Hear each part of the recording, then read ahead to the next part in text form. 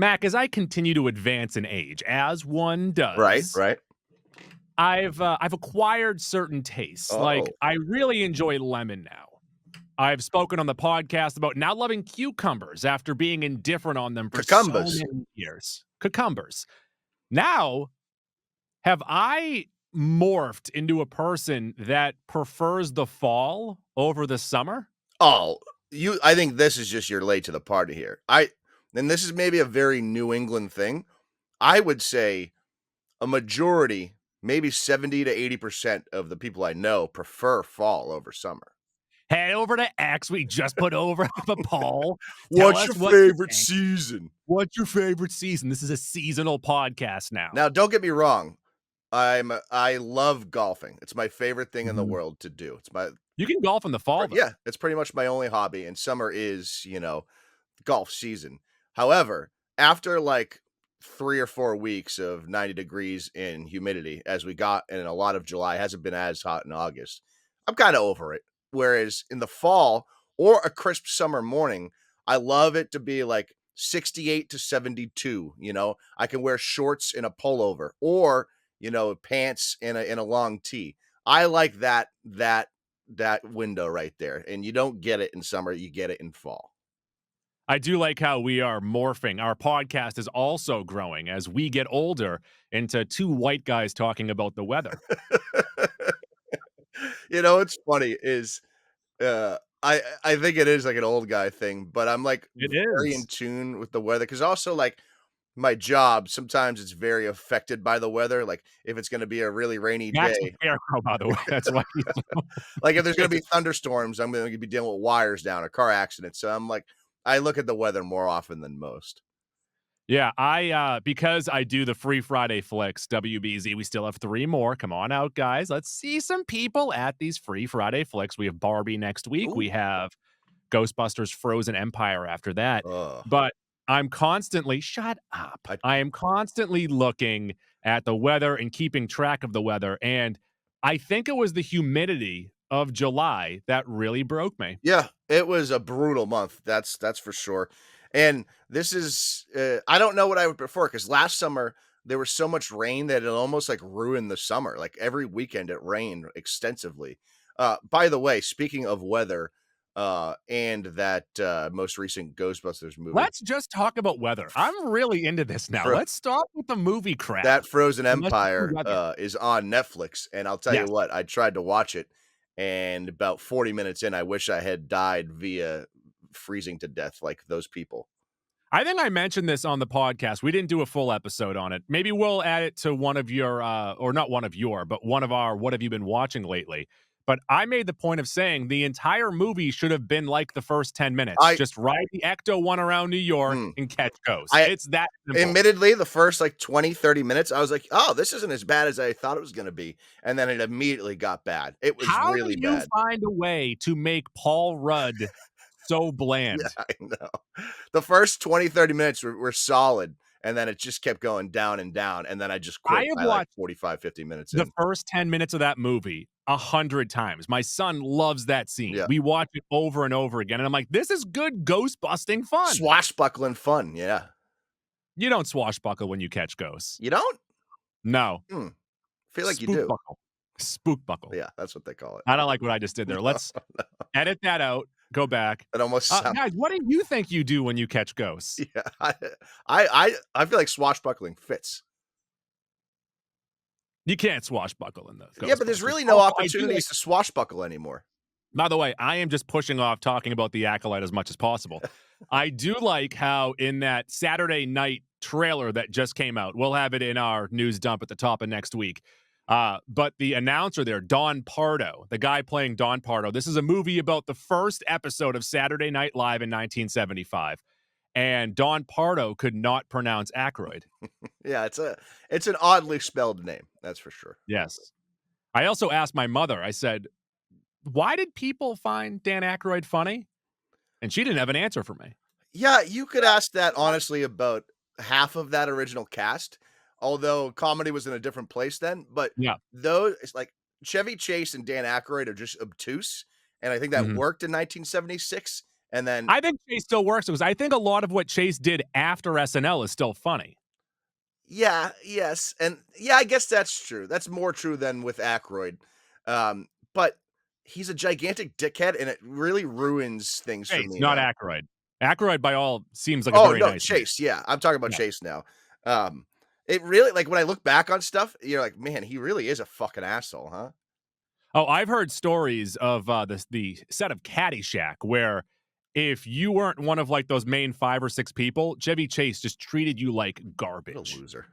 Yeah, like why? What a bitch. We don't treat our producers like No, garbage, we even though they keep on giving us these, saying get to the Acolyte, and I'm saying why? Why are we going to get to the Acolyte?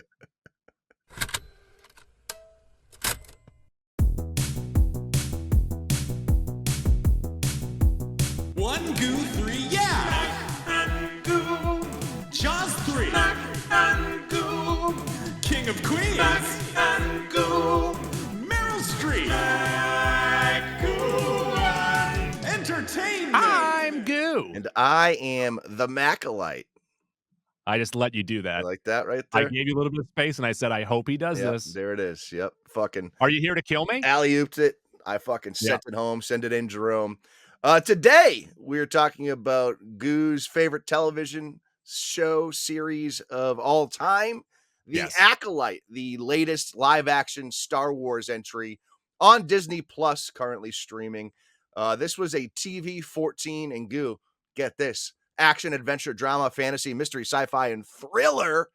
This ran 8 episodes, ranging between 27 and 36 minutes. It came out to about a 33-minute average, with the exception of the finale. That was 42 minutes. That totaled 266 minutes of content, or 4 hours and 26 minutes of content, if that's easier for you to understand. Goo, your hand was raised. You have a question. My hand was raised. I didn't want to interrupt you.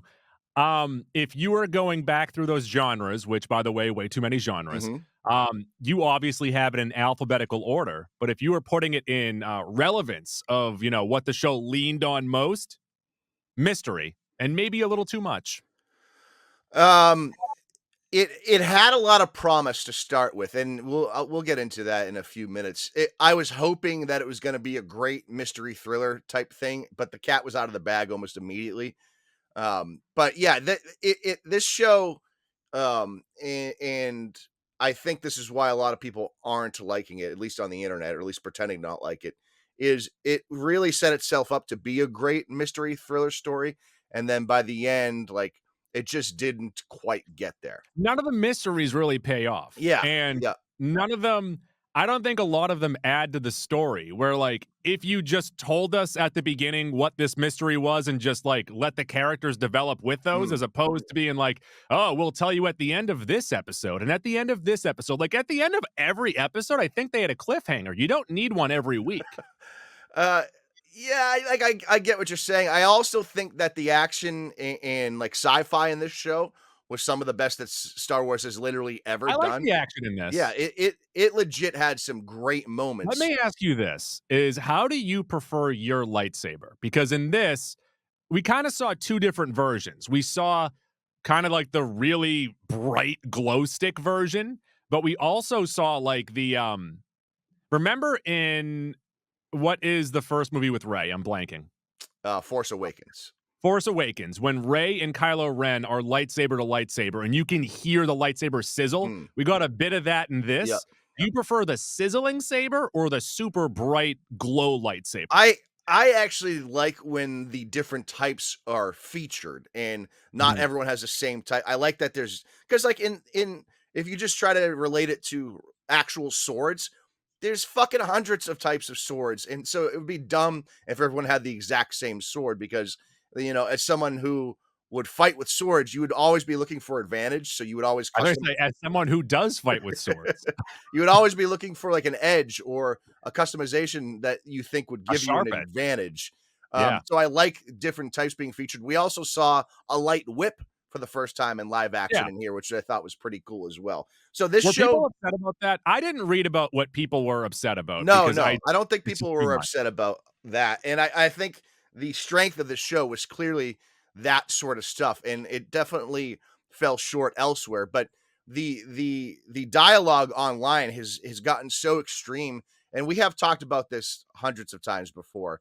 The Star Wars fandom is so toxic. You can't even really, you have to go into these shows with like a blank slate because I have liked stuff they haven't liked. I have hated stuff they've loved. Mhm. And that's just really what Star Wars has become at this point. And I think, a little bit of a tease before this episode, you talked about maybe you don't like Star Wars. And to me, this show had a lot of the essence of Star Wars. And that's why my Mhm. mind was blown that a lot of people did not like it. Yeah, I think it has to do a bit with just people's vitriol towards it and like putting certain movies on pedestals and everything else sucks even before seeing it.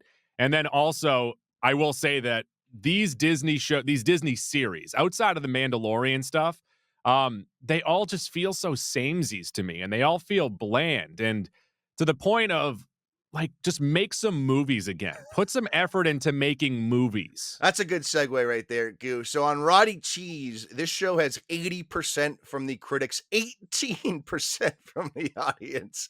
On Metacritic, this has a 67. In general, the critics have liked all of these Star Wars shows, except for basically Boba Fett. Okay, Uh, so you have here, and not to jump ahead of you, but like the Mandalorian season 3, audience 50%, yeah, Boba Fett audience 49%, Obi-Wan audience 61%. yeah. It's the same as those shows. Yeah, so I liked it better than all of those, but And I could see that. But like also I could see that maybe someone likes those a little bit more than this. Like there's no huge difference from what we've gotten in those and this. yeah, and that has been an issue with these live action Star Wars shows for sure. But also it is a bit of an issue with the fandom too, of like expectations and wanting to see this, wanting to see that. And And also not stepping on what had been done in the past and going against canon or perceived canon. well, that's why I liked this show so much and liked it, or at least started off higher going in, because this show is set roughly 100 years before anything we've ever seen before. And we were dealing with new Like before characters. dinosaurs too, right? And like clearly they were going to make connections, but I liked, it was almost refreshing to have new characters not tied to any expectations. And of Like course, I think one of the issues that they actually had was shoehorning in characters that we know. Not to spoil anything, not to say any of the characters' names, but like pushing in a couple characters to be like, hey, you know that guy, right? well, I also felt like the couple they alluded to and may or may not have shown, it was fine the way they did it. They weren't really a part of the show, but there were questions of who was lingering. But again, like the critics have generally liked all these shows. This was on the lower end, but they've all been roughly in the same tier, minus season 2 of Mando. They have that a bit above. Obviously, we haven't watched Andor. The folks give that a big thumbs up. And listen, if you say that's the best Star Wars show, fine. I'm not going to fight you on it. I'm just I'll never going say to this watch though it. is that after seeing this, I now really want to watch Andor Okay. because I've been told by a million people. By the way, I'm 3 episodes in. I'll get to it. But that it's so much different than all of these. Yeah. And maybe that's what I need. I Yeah, need something different. Yeah, maybe that's the case. So yeah, to talk about the other live action shows. So we've had The Mandalorian, The Book of Boba Fett, Obi-Wan Kenobi, Andor, and Ahsoka. The most recent one, of course, was Ahsoka. You and I like that a bit more than you, but we generally really enjoyed that. You obviously had a harder time connecting to it because you hadn't watched some of the animated stuff. That was Mhm. sort of a prerequisite. But The Mandalorian, season 1, 93%, 92%, a 70 on Metacritic. People really enjoyed that. I honestly didn't care for it. A couple really strong episodes. I gave that, I think originally like 26 hot dogs. It went down to like 24, 25, barely floats. You Which gave season? season 1, Of what? Mandalorian. You gave it how many hot dogs? Originally, I gave it 26, I believe, 26 or I think 27. you gave it like 28 or 30. No, I went First back. season of The Mandalorian? Yeah, yeah. I didn't care for it. Wow. Yeah. Okay. Yeah, you gave it 33. You enjoyed it quite a bit. And again, this has been my issue with The Mandalorian is there'll be 2 great episodes, but in between there's 3 or 4 bullshit episodes. And it's been that way for 3 seasons. And you really felt that in season 3. Season 2, other than the season of Ahsoka, I thought was the strongest live action thing Star Wars has done. I gave it 34, 35. You were in the 36, 37 range. Season 3, I gave 24. You gave 29. That you didn't care for that. Boba Fett, I gave 21. You gave 27. Did I give 27? Yeah. Oh, I did for the You want to know why? I really like the Mandalorian episodes of those seasons. Yeah, Of that that season. yeah, for sure. That's the only reason why that wasn't like a 10 for me was because of the Mandalorian influence. Obi-Wan just fell so flat. 16 from me, 20 from you.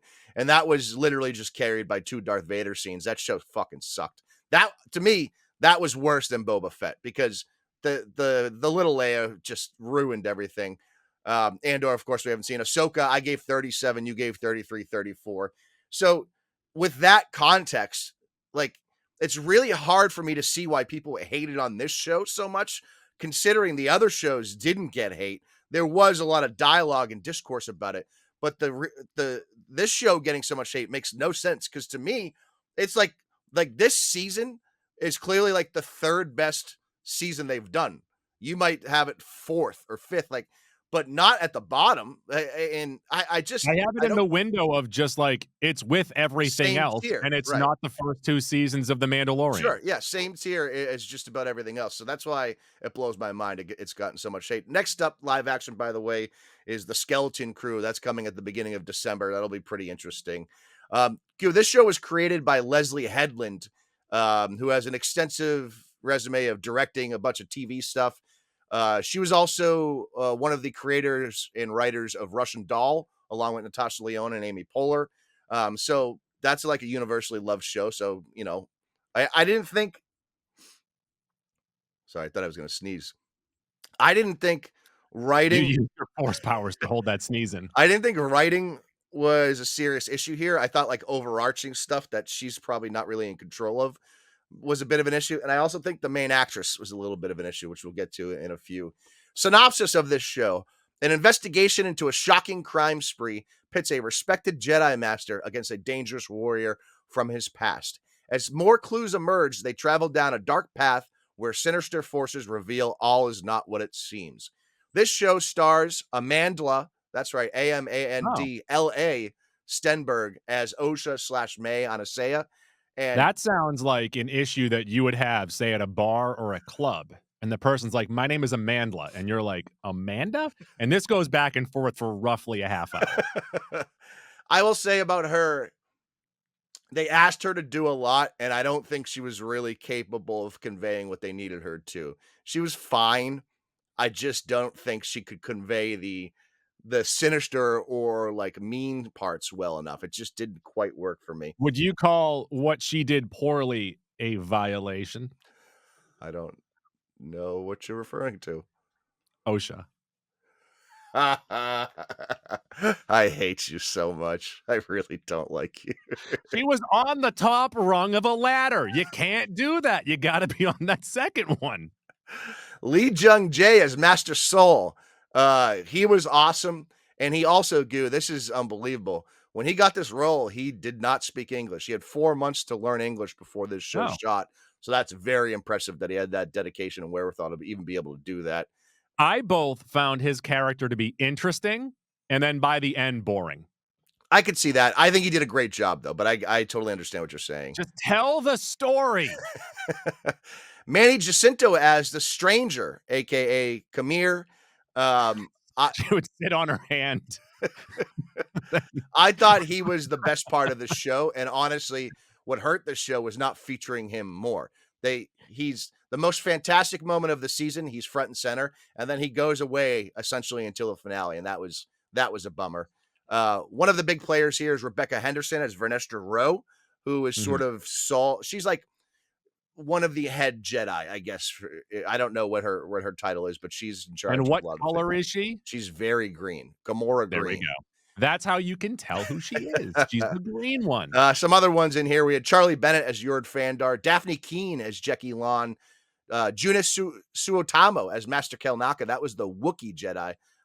We were very teased by that. Yeah. Leah and Lauren Brady played young May and young Osha. Jodie Turner-Smith as Mother Anasea. She did a great job in her 3 or 4 episodes. Dean Charles Chapman as Torben. This was the meditating homie that was involved in the whole thing. Carrie Ann Moss as Master Indara, and Margarita Levieva was Mother Coral, the other half of Anasea there. In general, it was an up and down ride with the acting, but I also feel like Star Wars gets so campy that sometimes it's intentional. I think we've also realized that it's not the children's fault that they're always so bad in Yeah. this. I think that you just need really good actors for this very poor dialogue Yeah. for it to, come across. When you give it to a child, that's when it just sounds really bad. Yeah, and it was tough to double down on, like, the origin of everything with the second flashback episode here, leaning so heavily on the children when clearly they're gonna be the weakest part of the I season. am so sick of flashbacks. Just tell a linear story. I don't mind it. I really No, don't mind Star it. Wars is so bad with flashbacks. I there's a line. They cross it. They had too much of it, but also that was the whole premise of this show, right? Was jumping back to that flashback and figuring out what truly happened. So I guess that's your issue with it in general. But again, this was set roughly 100 years before A New Hope and introduces us to an entirely new cast of characters. Like that alone made it pretty interesting to me instead of having it fit into a specific spot, a specific 2-year window. And that part was refreshing. Essentially, the premise of this show, Goo, is that May is out to avenge the murder of her mother by a specific group of Jedi years ago. That flashback. As the Yeah. story starts unraveling, we learn that the Jedi present that day didn't exactly act in very Jedi like ways. And this is something I also really enjoyed the framing of the Jedi because it makes you question who the bad guys really were in this whole I thing. know that. So, yes, but it's also something that we have now seen a million times. We get it. We haven't, Jedi though. stink. No, Jedi We have stink. We know. It's Jedi only been are the alluded worst. to. We haven't seen them doing things that we clearly they had to do to get to like certain points of power or influence. So I was happy to finally see Star Wars canon throw the Jedi under the bus a bit. Like that was nice to see. Again, take issue with what you want, but this show did stuff that no other shows have ever done, and I appreciated it for that. Now, it could have been better, don't get me wrong, but like on a week to week basis, in the middle it got a little boring, but I enjoyed this viewing. Like I didn't love it, but like there was certain things in there that like really kept it going. First of all, Kamir, the villain in this whole thing, he was awesome. His look was awesome. His lightsaber was awesome with the little baby attachment to it. That was sweet. Um, Oh, Ryan Airy on Screen Crush pointed out that because obviously this is very influenced by Japanese culture, Japanese film, everything else, that might have been a nod to they would have little knives to kill themselves if they were caught. oh, okay. Yeah. All right. I don't mind that.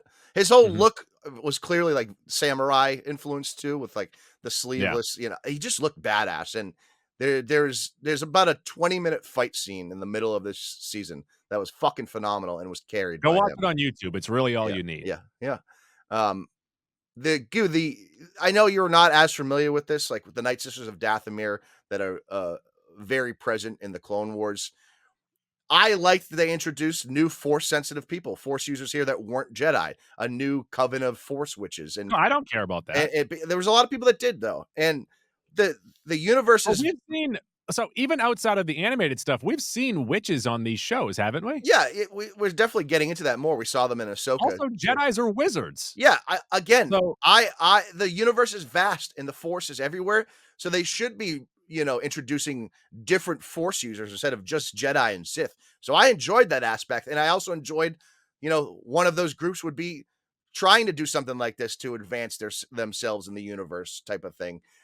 So that I had no issue with that, but the internet had a massive issue with that. And let me but ask I you a also question think, though. Goo, Yep. a lot of people watching the shows haven't watched the Clone Wars. Let me ask you this question though, Mac, and this is really what hit me in that third episode because I look at both of them as being terrible choices. Would you rather be a space witch or a Jedi? So I want the lightsaber, so I'm gonna go Jedi. But it almost feels like Jedi are like they gotta be celibate. You know what I mean? Like they have to just Celibate, they just stunt their emotions. yeah. I like the fact that non-Jedi can use the Force in whatever way they want. I was gonna say the force is still there for you. Yeah, yeah. But I I guess I think could have a space witches lightsaber and not suck. be a Jedi too. That's entirely possible. So Space witches love and they have sex. Goo, let's get into the octagon. What do we got here? Nonagon? I I don't know. don't know There's what we a have these million of days. these. Did you even put them all in there? Yeah, Who one, knows? two, You were three, in four, charge of this five, six, episode. 7, 8. Yeah, Nonagon. There you go. Yes. Fun factor, and outside of a couple lightsaber battles, not enough. I would say episode 1, episode 5, and episode 8. Very fun. The in-betweens lacked fun. Satisfactor, were you satisfied by this show? I like them trying to introduce new stuff, but too much of it feels the same.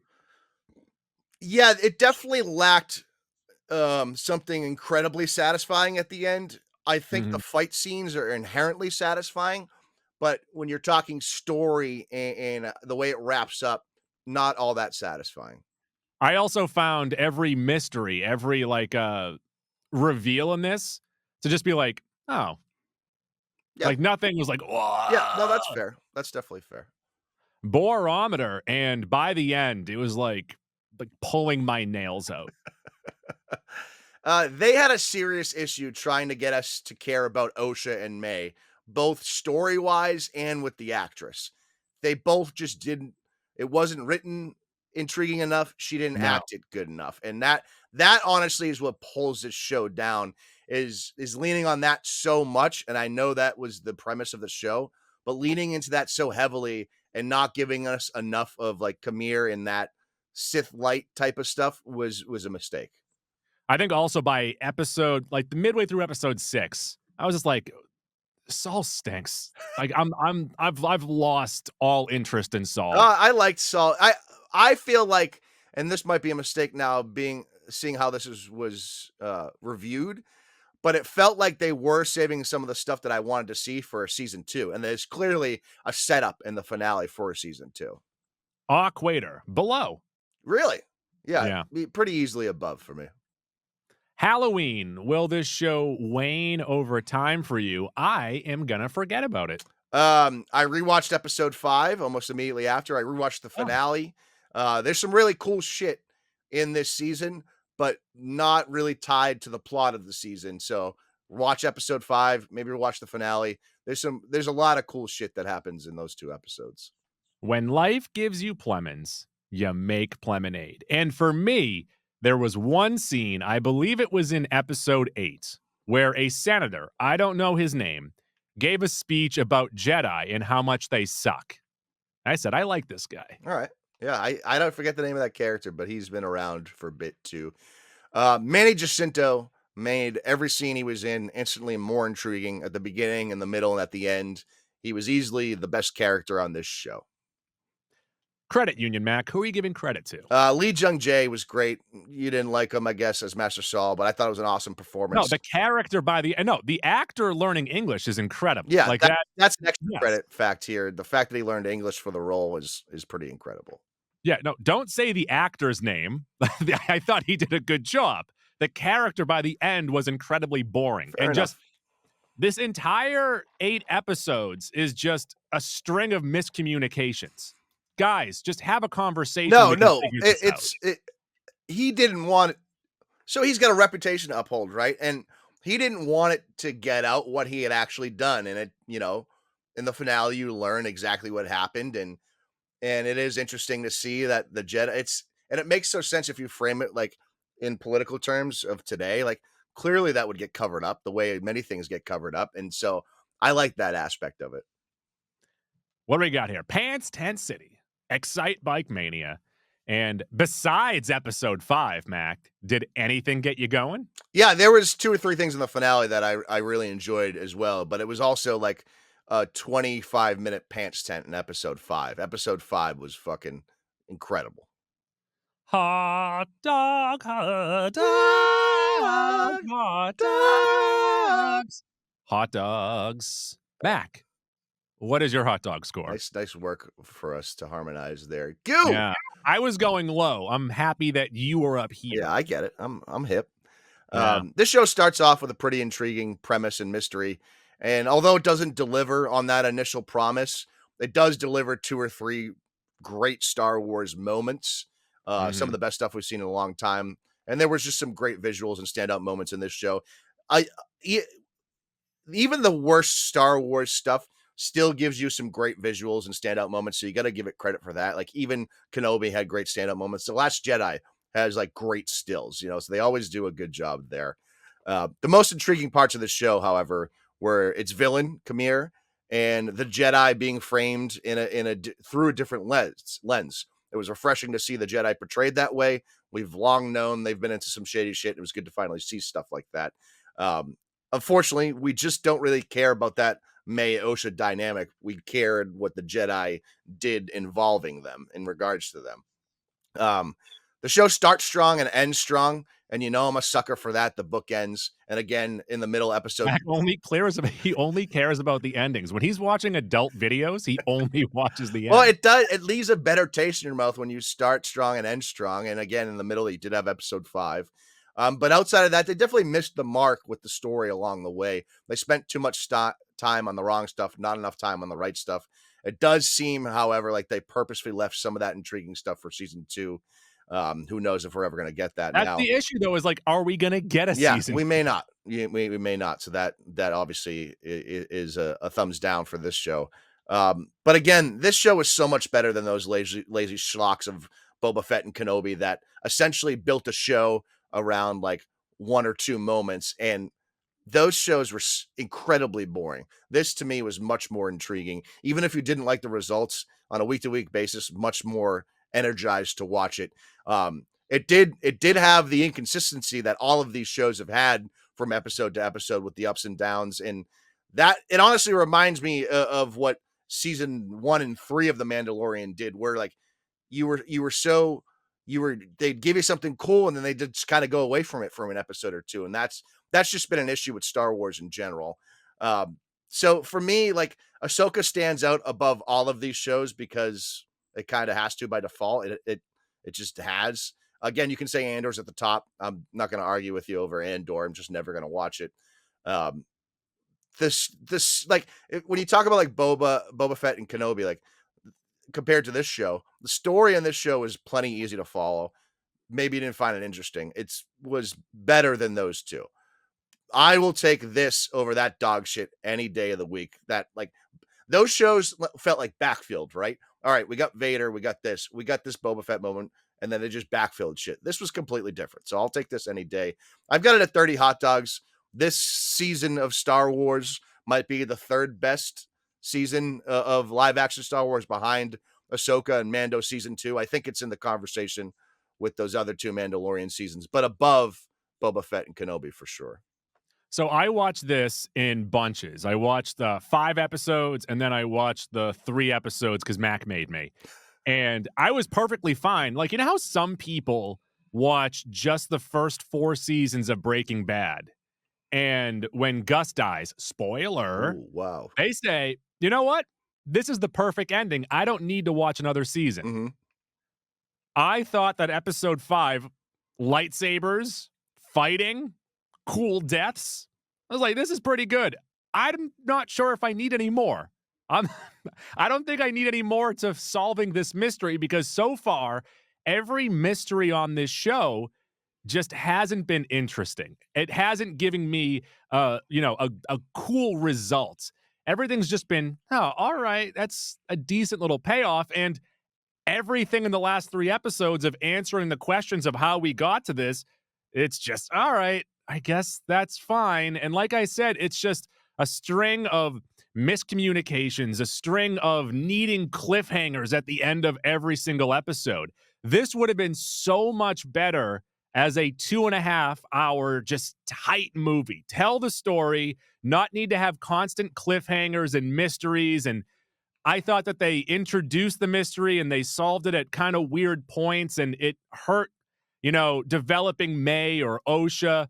Like, I didn't mind that character as much as you. I just thought that by the end, every character I didn't care about. I didn't care about the characters. I didn't care about the story.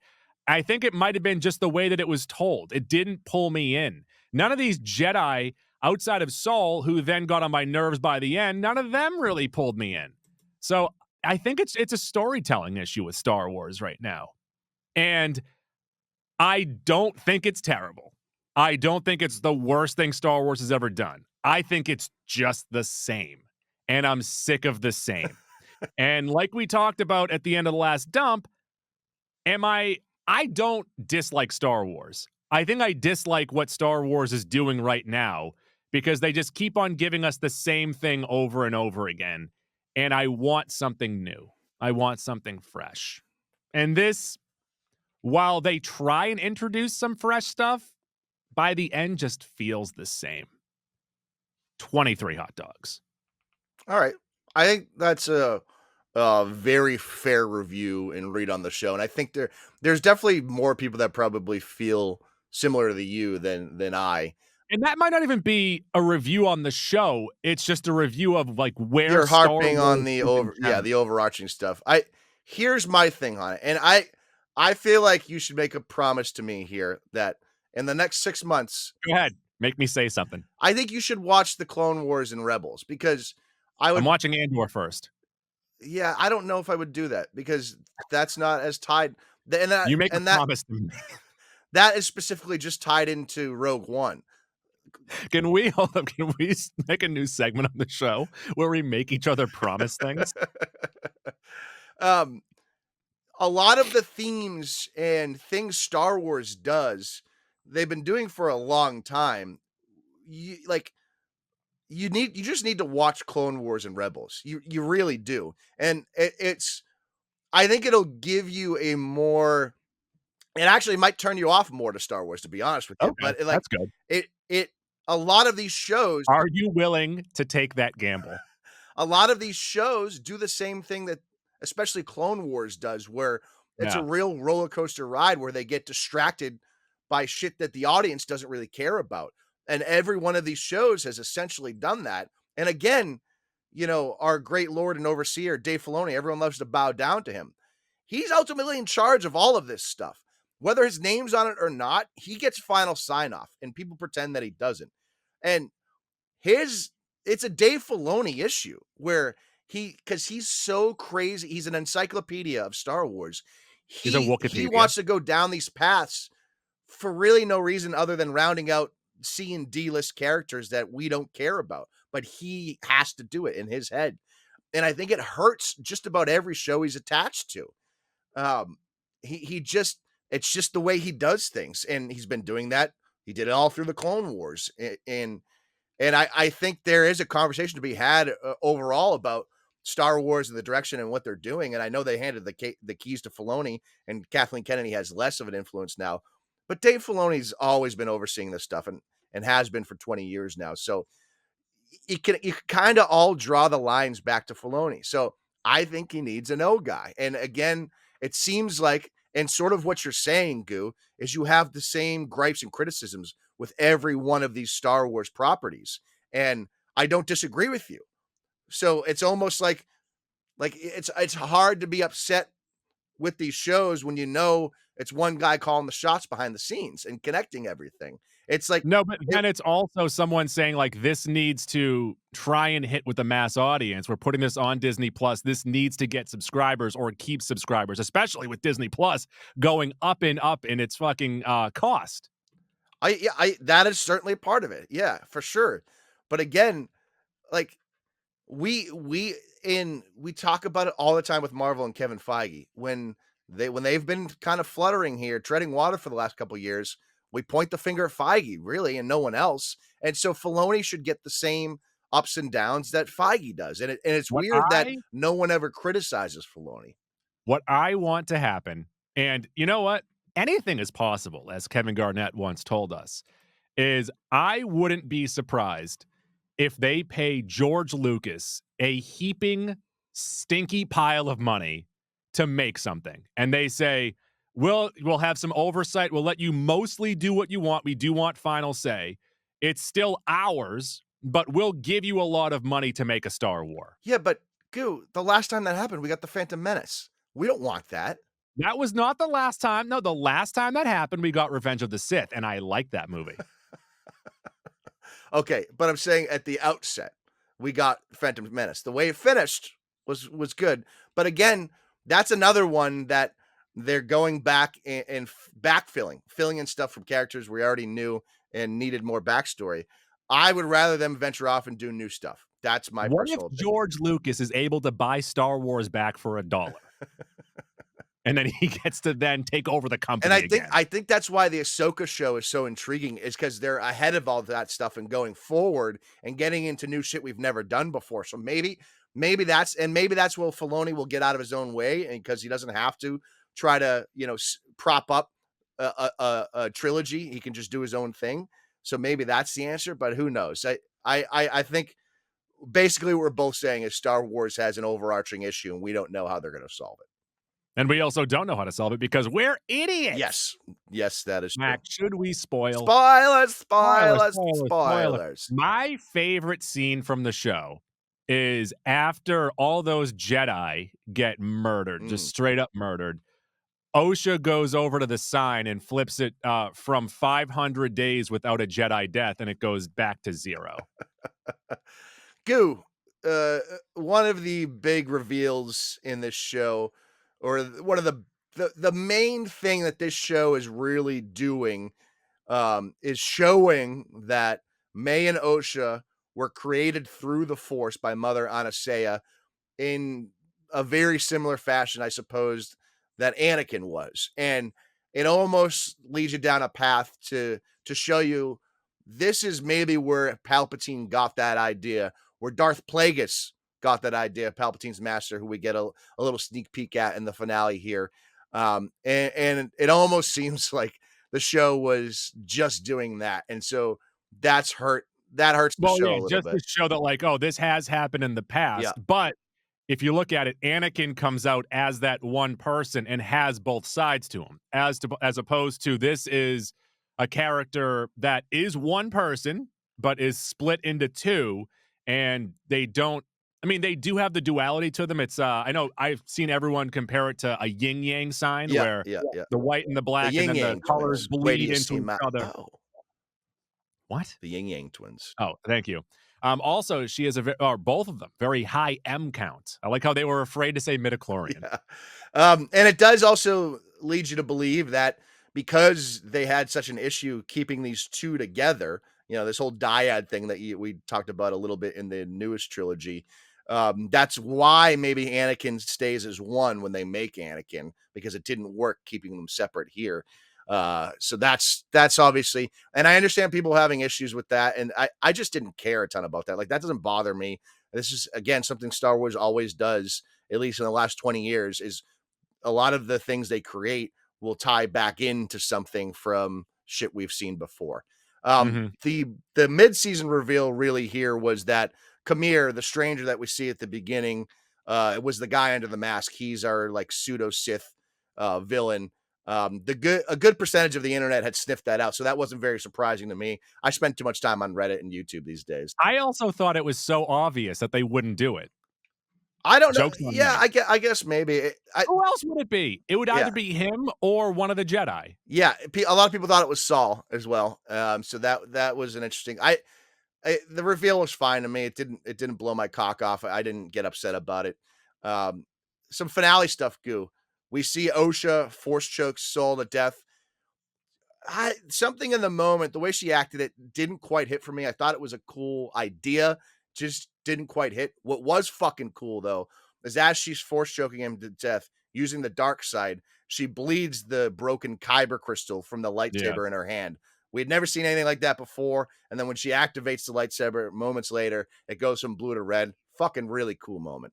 I'm sure you can question No, so why things go that way, but I I had thought to it was look fucking that up. cool. No, it is when you hold a kyber crystal and it Yeah, takes you on bleed who it. you are. It then flips. That's how one they side get to the red other. sabers, is they bleed the crystals. There is a thing to be brought up about what's supposed to be your own kyber crystal, but we've seen many times before people take other people's lightsabers and therefore their crystals. So that again didn't bother me. I thought it was a cool moment.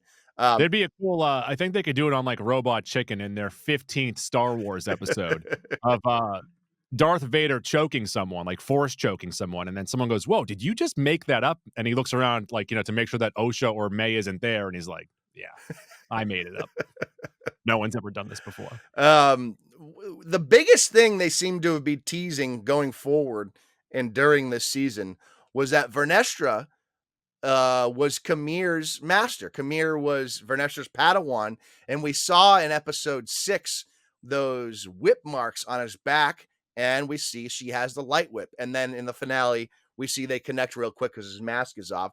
So that's really intriguing because we don't really get much about Vernestra, and she seems like she might be a little underhanded as well. So that dynamic was way more interesting than the OSHA, May, and Saul stuff. That's the stuff I was like more intrigued by, and it seemed like they were setting up for a season 2. Mhm. Unfortunately, I don't know if we ever get that. We also see towards the end of this season, Kamir wipes May's mind. That seemed like it was too easy. Oh, he had one of those Men in Black things. But also, I was thinking about it. I suppose if someone is willing to get their mind wiped, that makes it much easier as well. So I don't know. I didn't love Well, that. that plays into in the Phantom Menace when they're all sitting around being like, there hasn't been a Sith for 1,000 years. That's because no one knows what happened. Oh, that's a big thing here, Goo. A lot of people were talking about dialogue in the Phantom Menace surrounding the Sith. Anyone that interacted with the Sith in this show was not around 100 years later. Either How dead, did they mind not wiped, see that? or they are trying to cover things up. Yes. That blew my mind when people were so turned off by that fucking thing. Like, anyone that interacted with this Sith did not, they weren't around. I don't know. That was the dumbest criticism on the internet.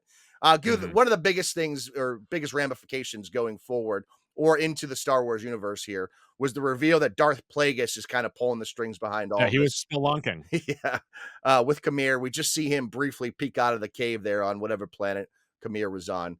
And the only things I know about Darth Plagueis, and there are people that know way more out there than me. Number one, Darth Tenebrous was his master. That's another name I know I don't know much about. Those are two people in some of the books that people have been wanting to see for a long time in live action. Additionally, Plagueis was Palpatine's master. So there's a lot of Plagueis Palpatine stuff out there that people have been wanting to see or want explained. He's also part of the reason that Palpatine ended up in such a political power position. So there's something to be, there's a story you can tell there. This essence transfer that we see in The Rise of Skywalker, when they're like, somehow Palpatine returned, that's actually something he learned from Darth Plagueis. A great line. So there's like a whole thing there that's like, that exists. I guess the Bad Batch, these 2 or 3 seasons have gotten into some of that force cloning stuff, which again goes back to a lot of their shows are trying to explain stuff from the trilogies.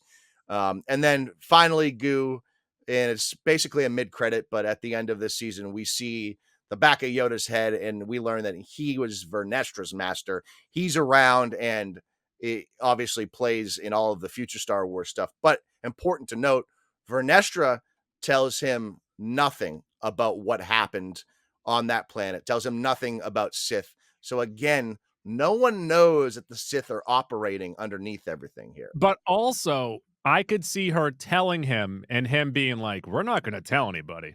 Sure. That might be the case Yoda's too. a little shifty. He doesn't play by the rules. Yeah, I agree. Totally agree. Yeah, I'm right there, 22, 23. Yeah, I think it's it like 30 makes sense to me. Like had some wows, story wasn't great. I enjoyed watching the show.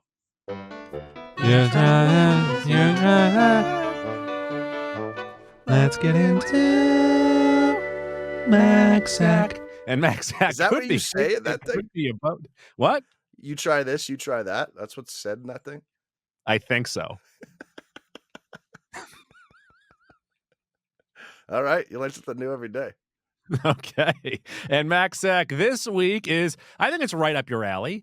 And on X at snooze_bar asked us if we have ever had bats in our attic. I think referring to the fact that maybe he had a bat in his attic. And I had told him, let's see here. Have you ever had a bat in your house? Those suckers are freaky. I agree. While cleaning my attic out maybe 2 summers ago, I opened a box and there was a dead bat in my attic. I then looked to move. Bats freak me out. Yeah, so doing pest control for a decade, I've run into these sort of scenarios. And also, being a firefighter, occasionally we'll get calls for like a bat in the house and they want us to come and try to calls from bats. SWAT. There's been a couple of times where you're in a house fucking swatting at a bat. Bats are gross. They're gross. They're essentially rats with wings or mice with wings, however you want to look at it. Good. Yeah, I wouldn't want them in my house. They're actually pretty harmless and they eat mosquitoes. But I get why people wouldn't want them in their domain. They are gross looking. They're probably pretty gross in general, but they do eat mosquitoes and such, so they are important to the ecosystem. I'm not afraid of them knowing what they are though. Like they're harmless to humans. They're afraid of humans. They're just gross. Yeah, They're fucking yeah, gross. and they're creepy looking. Let me ask you for your give me your Goose Juicy six pack and try and rank them of the vermin that you do not want to find in your house. Wow, I I don't. It's tough to say like because some people are like afraid of spiders, but like spiders are eating the other shit. They're eating the insects. So you kind of want spiders. So Okay, so spiders are off your list. yeah, That's fine. spiders are a friend I'm of asking us. for your personal preference of just disgusting outside stuff that you don't want Well, inside. like rats, I think are the worst because they're larger than everything else. You know, Yeah. actually squirrels are the worst. Squirrels are the worst, Whoa! and and and they're That's a hot take right there. because squirrel like it's relatively easy to get rid of the rats. The squirrels will fight back into like whatever hole they were getting into, and like sometimes if there's babies inside too, they'll just tear up the wood. The rats are somewhat capable of that, but it's easier to kill rats than it is squirrels. And also legally, you can use more stuff with rats than you can with squirrels. Squirrels, you can't just fucking like throw bait and try to kill them that way. Squirrels, you got to use what are called like one-way Force. doors, Oh. so they can get out and not get back in, or you can trap them. Squirrels are probably the biggest nightmare to deal with. You can't kill squirrels? No, when you catch them, you're supposed to kill them, but you can't You can't, like, you chase them with a bat or well, you something? could if you want. Yeah, as a homeowner, you can do Oh, whatever the okay. fuck you want with the squirrel. As a Oh. licensed person, you can only do certain things. Whereas, like with rats, you can set up bait stations and shit like that. You're not allowed to do that type of stuff with squirrels. And What also, else? it's a different like What else? also squirrels are like in are up, so that there's a heights thing involved too. Like it's just a whole different game. Beyond squirrels, because now you have really grabbed my attention here. Because I fucking hate rats, Yeah, but squirrels? yeah. Okay, so what else? Bats might be second hardest to get rid of sometimes. So a Mhm. lot of the old homes in this region have slate roofs, and I don't know if you know anything about slate roofing. There's Nothing. all sorts of little spaces under the slates, and Mhm. bats are small enough that they can get under there sometimes. So the hole is under the slate roofing, but you can't find it in slate roofing. So a lot of times you just like try to catch them inside, and that can be a nightmare. If you can't find the penetration into the home, you're not going to be Nice. able to get rid of them, basically. Oh, it's skunks or raccoons? Yeah, that's like more wildlife, and there is a distinction between wildlife and pest control. I'm Okay. sure skunks are terrible, but you can trap skunks pretty easily. Raccoons, same idea. Raccoons are much smarter, and they have opposable thumbs, so Ums. they can open things. So maybe raccoons would be second behind squirrels. Yeah, like, you'll walk into your fridge, and they're just, like, tearing open a like a beer I and don't I having a don't have beer. much experience with, like, raccoons or skunks. There are ways so there is, like, green ways to try to get rid of those, like, a known predator such as a fox, you can buy You fox. gonna put a fox in your house? No, no, no. You use Oh. the fox to your advantage. They sell fox urine on the internet Oh. at hardware stores, and you can spray that in areas where you might find raccoons or skunks, and as a known predator, they'll just usually vacate the premises. 'Cause I thought what you were getting at, so I live in an area that is filled with fucking rats. Mm, Lots rat of rats. city, one might call it. Um, we used to have tons of skunks and raccoons in the area. Mhm, They would get at the rats. We don't have those skunks and raccoons anymore. So I was thinking we drop skunks and raccoons. We have them get the rats. mhm. But then what I thought you were getting at is we then drop a bunch of fox in there to get rid of those guys. What would we then get for the fox? Yeah, because then you'd have foxes maybe going after house cats, so then you'd have to get Right. coyotes maybe to go after the foxes. But then what do we get for the coyote? Yeah, it's just a never it's a catch-22. It's a vicious circle. Well, no, I think it's a giant thing of like, you know how like sometimes when you get to like the biggest animal, then like the smallest one can kill it, like mosquitoes. There you go. And then we need the bats again to take out the mosquitoes. Oh no, we're starting it all over again. It's as if we need an ecosystem. Have you ever seen, the, stats about when Yellowstone introduced a wolf pack in, like, 1992, and it, like, Bring it on me. Bring it completely on. so I believe it was 92 early mid 90s, Yellowstone introduced 7 wolves to the park, and it fundamentally changed the ecosystem for the better because Okay. you need to have a proper ecosystem. You need that proper pecking order. And Yeah. it's I don't know the specifics of it, but for those of you that don't know anything about it, look up the effect that the wolf pack has had on Yellowstone National Park. Oh, we also saw a wolf. What is 6'4", 160 pounds? Is that what Wes showed us? The biggest wolves on the planet get to like 175 in that range. Jesus. That's fucking pure muscle too. Yeah. Well, I still got 100 pounds on those things. So So you think that you could beat the biggest wolf in the world? You could beat him up? yeah. I don't think I could. Even fight or flight, I don't think I could. Yeah, we're talking 2 different weight classes here. We're also talking about someone who's afraid of bats and someone who's that doesn't bother. No. You stop right there. I don't like smaller insects, animals because they're tougher to hit. A wolf is fairly big. Let me ask you a question here. If you see an off the leash dog coming your way, what are you doing? What kind of dog? Doesn't matter. But 70-pound dog. Is it coming to attack me or It's is running it coming towards to you. play? I'm probably just gonna stand there. Okay. Well, that's the appropriate response. I would, if I'm with my 4-year-old son, I'll pick him Sure. up and Yeah. I'll hold him, and then like, what am I gonna do? Fucking run away? Like 90% of people would, and that's the wrong thing to do. You gotta make yourself big and almost come at it, and then it's gonna think twice. Wolves are dogs, dude. Wolves are the same fucking thing. Wolves are not the same thing. They have a killer instinct more than a domestic dog, obviously, but also wolves do not know how to take something down by themselves. They have a pack mentality. Their whole thing is predicated on packs. If you isolated a wolf, it would die to a lot of things. Like, I think the fox is the perfect size for me to attack. Like, it's Foxes not are small. giant. Yeah. So, like, it's You're small, talking like but 20 to 40 pounds for a fox, if that. right. So if it's running at me, and say if I had some steel toe boots on, like I often do, I'd punt it. It's like fox, and then next up is coyotes, and then I you think I get into could do a wolf. coyote. Oh, Coyote's you like what, fucking 75 pounds? No, I bet a big coyote is 50 to 60. And those are fucking mangy. They are mangy looking, that's for sure. Yeah. That wolves definitely look more majestic and more killer than coyotes do, but there's also a massive size difference. All right, guys, go to X, go to Instagram right now. Could you fight the biggest wolf in the world? Why isn't anyone responding right now? Mac, where can the people find us? You can find us on Twitter and Instagram at Mac and Goo Podcast. Every other platform, we are Mac ampersand Goo. That's Mac Shift 7 Goo.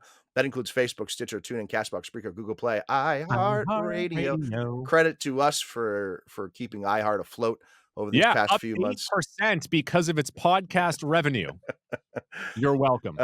We're on Spotify, but more importantly, we're on Apple Podcasts. Get on there, rate, review, subscribe 5 stars. If you do that, we'll get you a free Mac and Goo t-shirt from the folks over at Watertown Sportswear. Watertown Sportswear on 34 Mount Auburn Street in Watertown. WatertownSportswear.com, expert screen printing and embroidery. Oh, you might be watching this on YouTube. Smash that subscribe button. Like and subscribe. Also, if you want to write a comment, maybe be nice. I don't care about that. It hurts my feelings. So here's a question: if the wolf was mean to you, would the wolf beat you? I was just gonna say I would prefer a bat in my attic than a negative comment.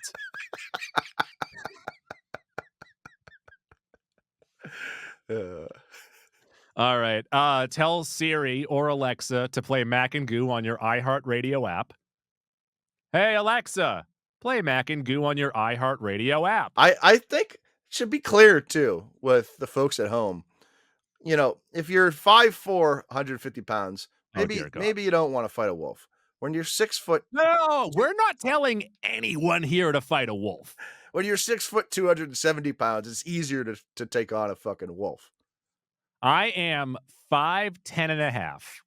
I didn't want to lie and say 5'11". And I weigh, let's say right now, let's just say 170.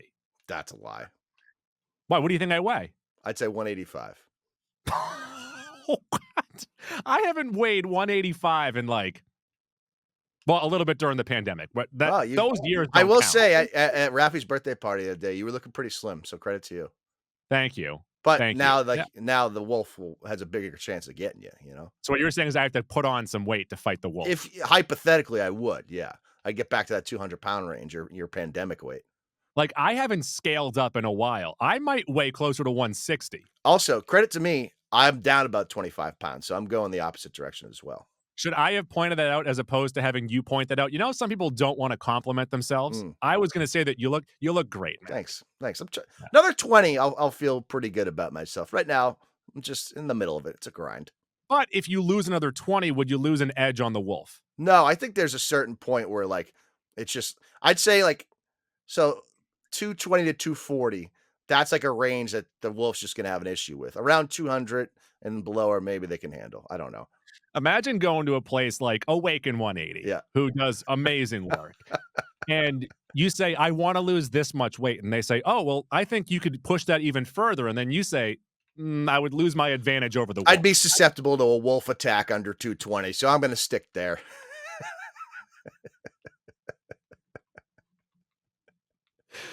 All right, Tuesdays are goose days. I abuse kangaroos. Bye.